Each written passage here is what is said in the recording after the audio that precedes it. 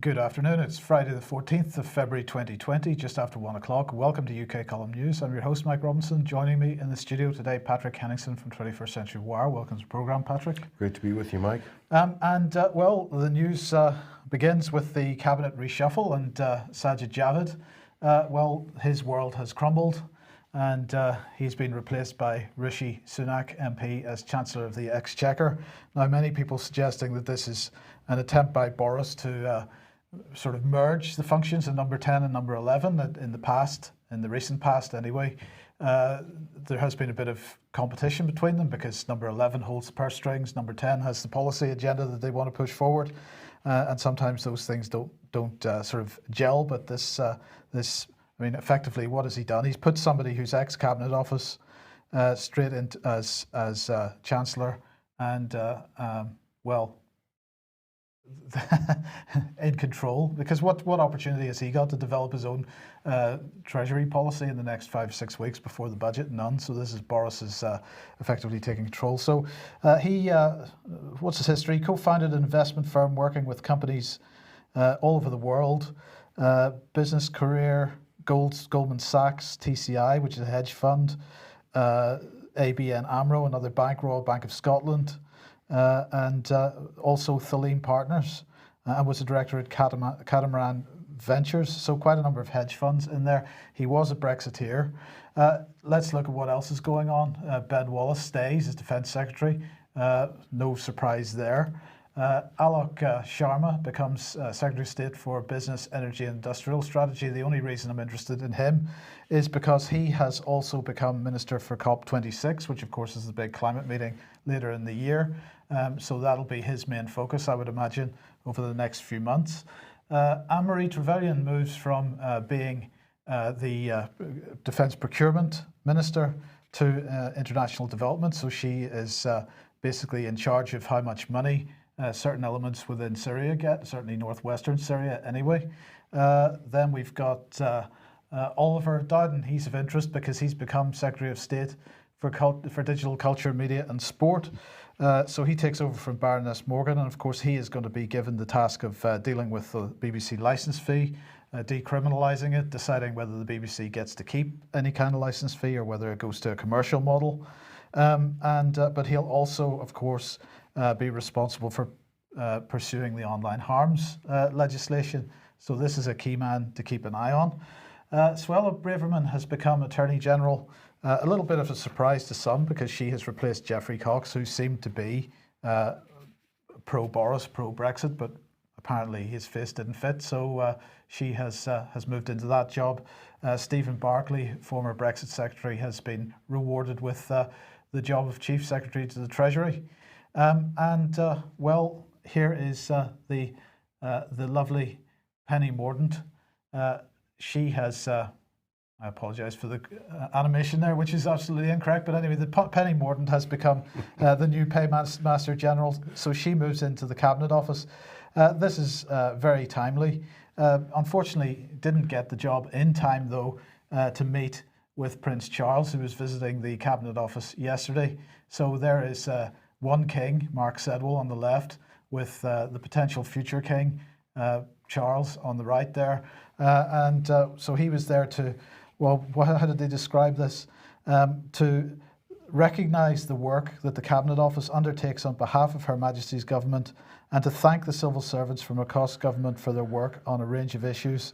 So Mark Sedwill welcomed Prince Charles, as did Permanent Secretary Sir John Manzoni, alongside Michael Gove and also Oliver Dowden, who was until yesterday the Cabinet Office Minister.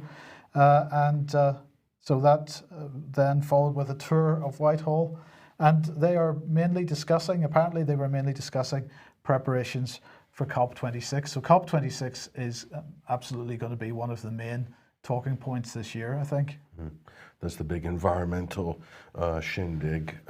So I wonder if they're expecting an international agreement to come out of COP26 or not. That's the big question, because this has been the big push, especially after Paris. Is there going to be a binding agreement from the Western countries? Well, this is perhaps why it's appropriate that that might happen in the UK. The UK driving forward with this, the UK financial sector driving forward with this.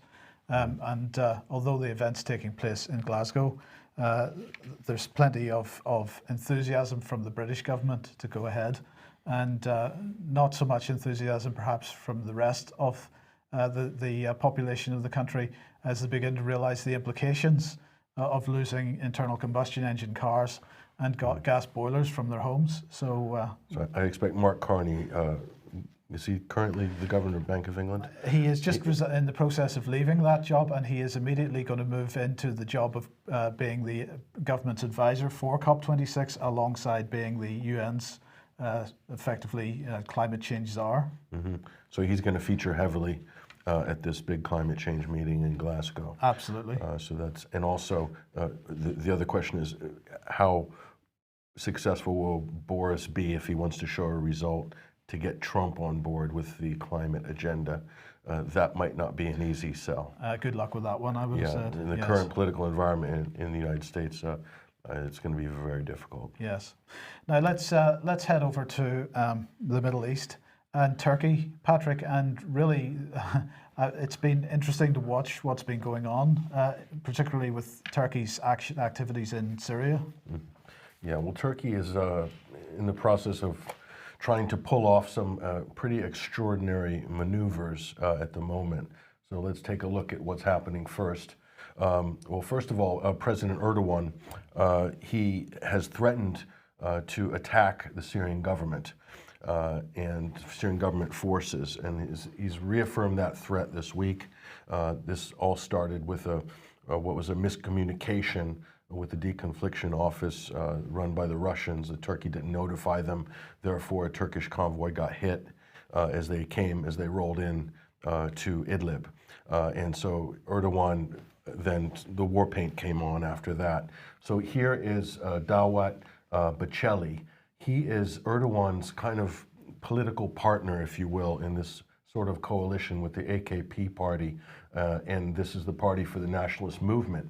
And this is him giving a speech this week, and I call him Turkey's Grey Wolf because that is the sort of nickname of this party, the Grey Wolves. Very Islamist, very much nationalist, very aggressive. Some might call this the fascist party within Turkey, and here he is giving his speech. And let's do the translation from the Turkish media and look at what he actually said here. This is what he said. If there is no any other option, this is a translation, so Turkey should immediately make plans to enter Damascus and destroy the oppressors. This is Dawat Bahçeli, and he goes on just to clarify what his position is. Turkey must prepare to invade Damascus. The Russians are not reliable allies. The only friend a Turk has is a Turk. So this is sort of Erdogan's kind of extremist wing, if you will, of his kind of coalition that he's running right now. And so what's Turkey been up to? This is the question, and this is why it's complicated. Turkey's playing a very complicated game. It's got the United States on one side, NATO, and on the other side it has its relationship with Russia that it's managing, and then it's also has objectives in Syria. But let's look at what Turkey's been up to recently. So here they've deployed what are basically repurposed Free Syrian Army brigades into Libya to fight to defend Tripoli on behalf of the government of national accord. This is recognized by the UN as the, quote, legitimate government of Libya at the moment. And on the other side is General Haftar. And this is a motley coalition of various world powers backing this former CIA asset. Russia is also siding with Haftar. So oddly, Russia, the US, Saudi Arabia are on the same side, and the UAE as well, and I believe France too, I'm not sure. But they all seem to be backing Haftar except Turkey. So Turkey's deployed what are effectively extremist jihadis, Syrians deployed to Libya, basically, to fight here. There's all sorts of spoils up for grabs here with Libya. I'm sure Turkey has maritime agreements and other energy agreements that they like to harvest from this relationship. That's just one thing. And over here, Turkey has repeated, he said it twice now, this is the second time in the last, say, 4 months, Turkey repeats that it's not going to recognize Russia's annexation of Crimea. That is a big move against Russia. So imagine they're having this close relationship with Russia, and then these announcements are coming out. So there he is with President Zelensky, pictured there, and this was just last week. And so, and to move on, this is quite, well, this will raise some eyebrows. The Ukraine is going to receive military aid from Turkey. So they're getting arms and multi-purpose goods and things that they can use for their military. $33 million worth of aid here. And this is going to the Ukraine. So this is quite contentious here. So Turkey, again, playing a kind of an interesting double game. What do we call it? Let's call it the Turkish twist. So what is the Turkish twist? This is Erdogan is adept at these dance moves, these pirouettes. And so there he is, the president, the prez right there. And let's look at the Russian dance. This is the dance that Erdogan is performing with the Russians. He's partnered with them with the Astana and Sochi peace plans, okay, meant to cooperate. This is to sort of de-escalate fighting in Syria and come on a kind of roadmap to stabilization and peace. And the Turk Stream gas pipeline, this is from Russia, this is from under the Black Sea into Turkey and then feeding into Eastern Europe. This is meant, this gas project is massive, it's finished, they've done the deal. This is meant to supply natural gas to Europe to bypass the Ukraine, which is currently being blocked, let's say, by the Ukraine's relationship with the United States. Purchasing S-400 missiles, this obviously has upset the United States massively.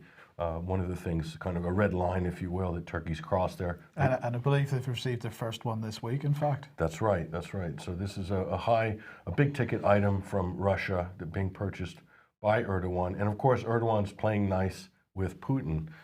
They just had a phone call to reaffirm their commitment for the de-escalation zones in Idlib.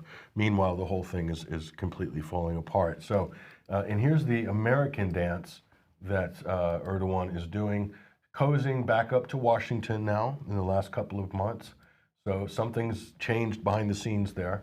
Reaffirmed commitments to NATO, and whereby NATO was questioning Turkey's actions in the last 6 months. Now he's broken Sochi and Astana agreements. He broke the Sochi agreements. Turkey was meant to uphold the de-escalation zones. They were meant to separate the moderate rebels from the terrorists, and they haven't done that. In reality, there's no difference between the moderate rebels and the terrorists. We know that, but just for argument's sake, that was destined to fail. Turkey hasn't upheld its part of that agreement. Astana, it was meant to help secure the Damascus-Aleppo International Road, which is absolutely crucial to stabilizing Syria. They haven't done that. So on both of those agreements, they've broken them. Now, foreign jihadis' arms into Syria, Turkey has facilitated this from 2011 consistently. They're still doing it. So obviously this is helping America. Washington likes this. So Syrian jihadis to Libya, Washington. I don't know how Washington feels about this. I don't know how anyone feels about it. But what it is doing is it's keeping these as a viable fighting force, which can be redeployed, effectively mercenaries. So what you might see is these Free Syrian Army jihadis transforming into a mercenary force, kind of like a professional mujahideen, if you will, which could be deployed all over the world, in fact. So this is good for the U.S. 33 million in arms to the Ukraine, and no recognition of Crimea in Russia. And so Turkey's interest, this is really what Turkey is pursuing, a neo-Ottoman agenda. They're also becoming a regional player again. This includes North Africa, the Sahel region, and projecting their influence further afield. We're already seeing that in Libya, for instance. So it wants to become a player again. This is a major goal. This is like make America great again, make Turkey great again. So think of Erdogan like you think of Trump. Very similar in terms of the nationalist reaffirming Turkey's place in the world. So to capture new economic markets, micro-colonialism, so this would be like Sudan, these are places like Somalia, Maybe they might have designs in the Arabian Peninsula and Yemen, perhaps. And of course Syria. Syria has become a market for Turkey because they destroyed Syria's manufacturing sector and they're dumping cheap Turkish goods in there. So the new Turkey this is the main thing.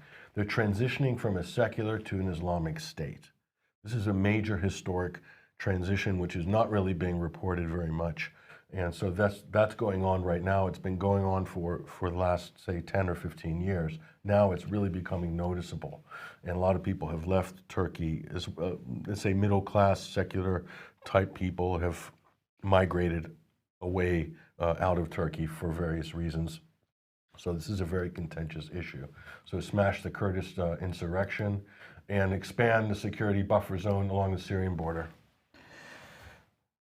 So that's it. The question is, does Erdogan actually appreciate or have a plan? Because it seems he's fighting a proxy war in Libya against the US and everybody else. He's taking S-400s. That seems NATO can't be happy with that still, and yet he's trying to sidle up back with NATO, and he's trying to maintain relations with Russia and Putin. How is this going to work? How is it going to end? This is what Turkey does because this is Turkey's place in the world. They are at the bridge between the East and the West, between Europe, between Asia. So this is the only way that they can behave. And in the current world power structure that we have, as complicated as it is, with the United States pushing, with NATO and France, Britain have interests as well. Israel has interests. Everybody's pressing. Syria is the sort of hub of this pressure at the moment, and Turkey is trying to capitalize on this to what I think is possibly also to increase territory by giving patronage to groups that it's populated into the border regions, and in 30 or 50 years they could make a play again for that territory. So, but for them it's a security buffer zone against the Kurds. And so very similar to how Israel has managed its relationship with Lebanon and some of its neighbors. But is there no danger that they're just going to hack everybody off to such a degree that they end up with no friends anywhere? This is the thing. It could be, but also people need Turkey as well. The United States have Incirlik Air Force Base there. It's a very important beachhead for NATO, for the United States, for the Middle East and Asia. So and Turkey knows this, so it's just a painful, very complicated and grinding relationship that will just continue. And the big worry is that Turkey could start a shooting war with Syria. I don't think that's going to happen. This is why they've used proxies and put those out front and deputized the Free Syrian Army and fold them into their military because they don't want their soldiers coming home in body bags. But they're having to fight now because the jihadis are cutting and running in Idlib. So now this is a problem. So Erdogan talks tough to his base, like Trump will talk tough to his base, make Turkey great again. But when it comes down to it, are they ready for a shooting war? And if they do, the Turkish people are going to demand that it's worth it. That there has to be a good reason behind it. And I don't think there is really that good reason there. And this is why he's really in trouble right now, potentially, Erdogan. Okay. Well, if you like what the UK Column does and you would like to support us, then please head over to ukcolumn.org/community, and there are various options for supporting us there. Now, back to Europe, and well, the Munich Security Conference begins today. What are they talking about? They're talking about, or they're asking the question, is the world becoming less Western? They are concerned that the West is becoming less Western as well. And they're wondering what this means for the world if the West leaves the stage to others, as they say. What could a joint Western strategy for an era of great power competition look like? So this is, of course, how the West views the world of great power competition. This has been expressed most recently by the European Union in various formats. They're saying that a multitude of security challenges seem to have become inseparable from what some describe as the decay of the Western project. This isn't all they'll be talking about. This is the main feature of it. They see this as an existential risk, it seems. But they're also going to be heavily discussing climate change. They're going to be talking about Libya and Yemen. the Middle East, also Kashmir. Common security in Europe is a growing issue for them. They want to discuss that. And they're saying that this is really about burden sharing, of course, and NATO is represented and will be involved in this event. And they're also highlighting Russia's widening influence in the Middle East, Africa, and South America. This is causing them great concern, as well as, of course, China getting involved in Western IT infrastructure and particularly 5G networks. This is something that's going to be discussed. So who's going to be at it? Well, let's have a look. Well, Sergei Lavrov will be there, perhaps the only voice of sanity in the entire event, but there we go. Heiko Maas, the German foreign minister, Emmanuel Macron, the French president. Nancy Pelosi will be there, Patrick. I can't really imagine what role she intends to play, other than perhaps an anti-Trump, pumping in as much anti-Trump rhetoric as possible. Mike Pompeo will be there as well. Maybe he'll be doing the same thing. Mark Zuckerberg will be there. This is a very interesting thing. I'm not entirely sure what Facebook has to do with global security. It has everything to do with global security now, because Facebook, Twitter, and some of these social media giants, they have a monopoly over these platforms that have all this information on them, that narratives are built on and travel on, and how information is disseminated. So in the information part of war and information warfare, Mark Zuckerberg and Facebook are very, very important to the military in terms of public opinion and what's allowed to trend, what's not allowed to trend, which accounts have to be taken down. Iranian Press TV deplatformed. Robert Inlakesh deplatformed. These are people reporting on a conflict, like as it's breaking. Yes. And they're gone. Yes. They disappeared. Yes, and David Miliband, of course, this is the type of people that they have at this. Of course, he is in charge of the International Rescue Committee in New York, and so these are the types of people that are going to be there. Other people there include Jens Stoltenberg, Zelensky from Ukraine, representation from Iran and India. We haven't heard yet exactly who will be attending from the United Kingdom. I'm sure there will be people. I'm sure Ben Wallace will be there, but haven't heard that for sure just yet. So let's move across the Atlantic, Patrick, to the United States. But we're going to have more money from Trump for war powers. No, this is reining Trump in. This is an unusual piece of legislation. It's been talked about. Rand Paul and others, and certainly House Democrats have been pushing this. So the Senate is poised here to pass a bill curbing war powers. So, for instance, the Soleimani strike and the attack on Iran and Iranian assets that we saw in late December and early January. This would mean that he would need approval from Congress, from the House and Senate, in order to wage war. But it doesn't look like they're going to get the votes required to override a veto. So we're expecting that Donald Trump is going to veto this piece of legislation, this restraining him from waging war against Iran. It's going to be vetoed by the executive branch. Is it correct to say that historically, constitutionally, the decision to go to war would be an executive decision? This is traditionally not something that Congress would have been involved in? Well, it depends what traditionally is. If traditionally is the last 20 or 30 years, then there has been, at least in the last 20 years, an authorization of military force. And this has been an executive order that just keeps getting renewed and renewed. Was initially, so this gives the executive the power to bypass Congress. Traditionally, historically, constitutionally, there should be a congressional decision of whether or not to wage war. But the argument from this White House and the argument from the intelligence community is we don't have time. We don't have time to wait. And so you can see there's always this urgency narrative in all of these actions. Oh, there was a chemical weapons attack. Oh, there are plans to, Soleimani is going to attack all of our embassies in the world. So we need to strike now. We don't have time to to ask elected representatives for approval. So this has become the norm in terms of U.S. military actions. So I do applaud this move this has been worked on by the members of the House and the Senate, but I do applaud it. But at the same time, I don't think it's nearly enough, considering what we know about some of these times when the authorization force has been used and is currently being used.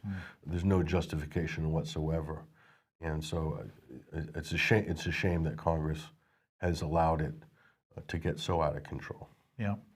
Okay. Well, we're coming into the Munich Security Conference now, and just out of the NATO Defence Ministers meeting, here they all are gathering for the Global Coalition to Defeat ISIS family photograph. So this is the global coalition gathering at the moment. What I found interesting that as we watch this, Patrick, is that Ben Wallace doesn't appear in this group of people. So I'm not entirely certain that Britain's excited about the fact that NATO is claiming success with respect to the defeat of ISIS. Maybe it was too much hypocrisy even for him. So are they saying they're going to defeat ISIS, or they've defeated ISIS? Oh no, they're saying that they have done so much to defeat ISIS that they can stand up and be proud of themselves. So none of these people up here that I'm aware of, Mike, have done anything to defeat ISIS. Who defeated ISIS on the ground were the Iraqi military, were the PMU units, the ones that the U.S. attacked over Christmas, okay? The Iranian Special Forces, the Quds forces led by Qasem Soleimani, they defeated ISIS in Iraq. Who defeated ISIS in Syria? The Syrian Arab Army, the Russian Air Force, Hezbollah, again, Iranian Quds forces. United States did nothing on the ground. NATO powers did zero on the ground against ISIS. Absolutely. A non-factor. So to see them here, Mike, in this glad-handing exercise is quite a laugh. Well, I suspect that's why Jens Stoltenberg has this fixed grin on his face, because he couldn't feel happy about standing amongst this group. He knows the hypocrisy of what they're doing there, I suspect. And worse, a lot of these European countries have imported some of these ISIS fighters through refugee corridors, and many of them have ended up back in Europe. Absolutely. And not just ISIS, Al-Qaeda, Al-Nusra. This is the same as ISIS. This is the same ideology. But somehow they've managed to separate them to sort of minimize the scale of the monster that they have created, that they've fed and watered and groomed all these years, and now all of a sudden they're congratulating themselves for defeating it, which is quite interesting. Absolutely. Well, as I say, Ben Wallace was there, and while he was there, he signed a declaration on the Joint Expeditionary Force saying that it was going to make an enduring and substantial contribution to NATO's readiness initiative. That's positive news there. And UK is going to get involved in NATO's Baltic air policing, and it's also getting involved in NATO operations in the Middle East. So we're going to get involved, but we're, Well, Stoltenberg announced as well that they're going to up their training operations in Iraq. This is at the same time Iraq is asking foreign troops to leave the country. Absolutely. So I see that as a potential Trojan horse for the United States to maintain some presence in Iraq after they officially leave, which they eventually will have to. Absolutely.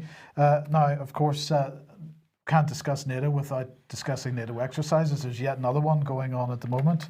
This is Lithuania exercise Sabre Winter, and it's just wrapping up at the minute. So these are all U.S. troops involved in live fire drills. So 1st Armoured Battalion, 9th Regiment, 1st Cavalry Division, all deployed. And so they're very excited. Of course, this is running up to the Exercise Defender Europe 20, which we've mentioned over the last few days on this program, and which is going to be the largest deployment of US forces in Europe for 25 years. So they're in Lithuania at the moment, getting very excited there, Patrick. And as we mentioned the other day, I'll just mention it again, 29 NATO exercises last year, and of those 29 NATO exercises, 29 of them had Russia as the supposed foe. What is Russia supposed to think about that? Well, I don't know. No. I don't know. Okay, let's move back to the United States then, and Roger Stone. Well, the Roger Stone trial has popped up again in the headlines. This was the first move we saw this week of 4 prosecutors were told they quit because there was pressure from the DOJ to lighten the sentence of former Trump surrogate. He wasn't even actually in the Trump campaign, Roger Stone. And so the prosecutors quit in protest, as it were, because the Department of Justice, Donald Trump's Department of Justice, wanted to lighten the sentence, didn't want Roger Stone to die in prison. They've sentenced him to 9 years or something like this for a range of charges, all of which are very spurious, to say the least. But this was the first move here, and so there was a bit of an uproar here. This is how Washington works. You see stories leak out like this, and it will trigger a certain outrage with a certain faction. And then a couple of days later, you see another story pop up. And what was interesting, this story pops up afterwards here, just in the last couple of days. The person who was the foreperson, who's in charge of the jury, the head juror, basically turns out is a former Democratic congressional candidate, but also was a never Trumper, an anti-Trump activist, a Democrat, and was also a friend of Donna Brazile. So she's from Tennessee. Her name is Tamika Hart. There's Roger Stone, and there she is. There's Tamika Hart. And so this is just unbelievable that a person who is going to decide, whether he's innocent or guilty, and also on sentencing, head of the jury, is this biased. How did this get past Roger Stone's defense team? And knowing this now, there is an argument that it could be a mistrial, or something like this. So, but here she is with Donna Brazile, former head of the DNC, Democratic National Committee, who was also caught within the Podesta emails as well as cheating during the Hillary Clinton debates. But there's Donna Brazile with Tamika Hart. And look at some of these tweets here. 45 may live here, but it's the people's house. He's talking about the White House. And we're here to tell him and the white supremacist racists, etc., that they have to go. And she's got a link. There's another tweet here. Anybody wearing a MAGA hat is a racist. So very anti-Trump. This is Tamika Hart. And but by the way, that one there I think was tweeted just before the verdict. This was also tweeted here in early 2019. So she's commenting on the Mueller investigation, basically. So and Roger Stone's case came directly out of the Mueller probe. So just this tweet here that we're showing you, the last one, that would completely disqualify this whole proceedings. In any normal judicial process, that would disqualify you immediately. This is the worst possible outcome you could have for selecting a jury. I mean, I came under heavy criticism because I called this a Stalinist show trial when Roger Stone was sentenced back in November here. And it seems like I was vindicated, I was correct. But here's the main point, and it's important that people get this. Roger Stone, one of the main convictions is that he lied to Congress. So during the Mueller probe, during the Russia investigation, he comes to Congress and he said he lied about having a back channel to WikiLeaks.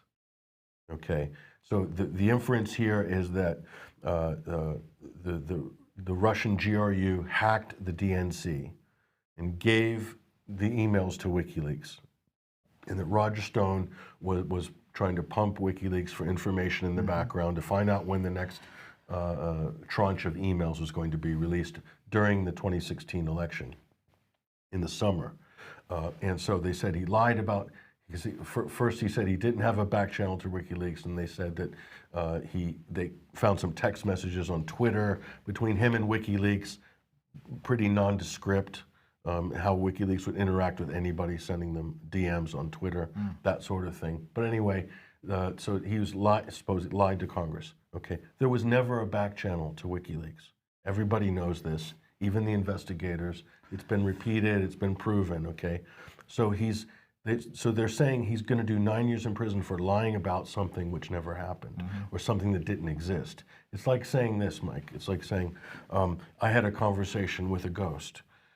And I tell that to the investigators, and then and so, but the ghost doesn't exist. So they say, no, you didn't have you didn't speak to the ghost. Yeah, I spoke to the ghost, but the ghost doesn't exist.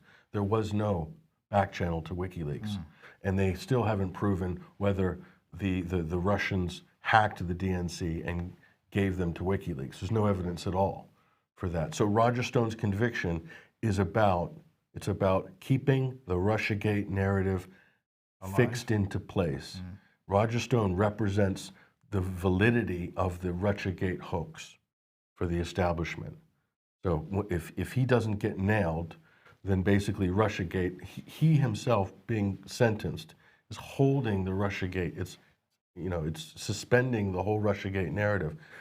If he doesn't go to jail, then the whole thing, they have nothing. They have no evidence from the Mueller report. They have absolutely nothing. All they have now is Roger Stone about to go to jail. And this is what the resistance or the people who promote Russiagate will say, Roger Stone's been convicted, he's doing time, therefore it's true, it happened.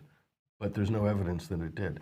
This is an unbelievable miscarriage of justice, whether you like Roger Stone or not. He's not the most savory of political operatives as far as political operatives go, but that's what he does, that's his job. So this is an unbelievable piece of justice that would happen in the 21st century. To watch it happen is quite amazing. Okay, well, we will end with another unsavory political character, Karen Pierce, currently UK Ambassador to the United Nations, soon to be UK Ambassador to the United States. I'm sure Donald Trump will love her. Well, she was speaking in the United Nations yesterday, and during her presentation, she said, Mr. President, on my first point, the United Kingdom believes that legal accountability for conflict-related crimes serves as deterrent, punishment, and a method for upholding victims' rights. And really, when I saw this speech from Karen Pierce, Patrick, the only thing that came to mind was this, and perhaps the UK should begin there. And perhaps if they did begin there, they might be able to justify telling the rest of the world how to behave on these matters.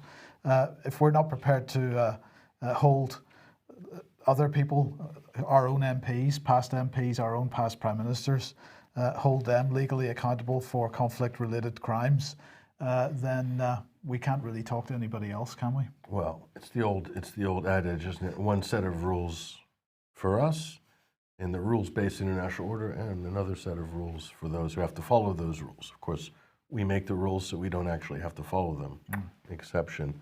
But for everybody else, you must follow the rules. Karen Pierce, the enforcer.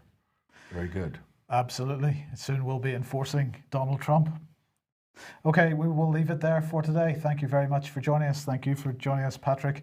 We'll be back at the same time, 1 p.m. on Monday as usual. I hope everyone has a good weekend, and we will see you then. Bye-bye.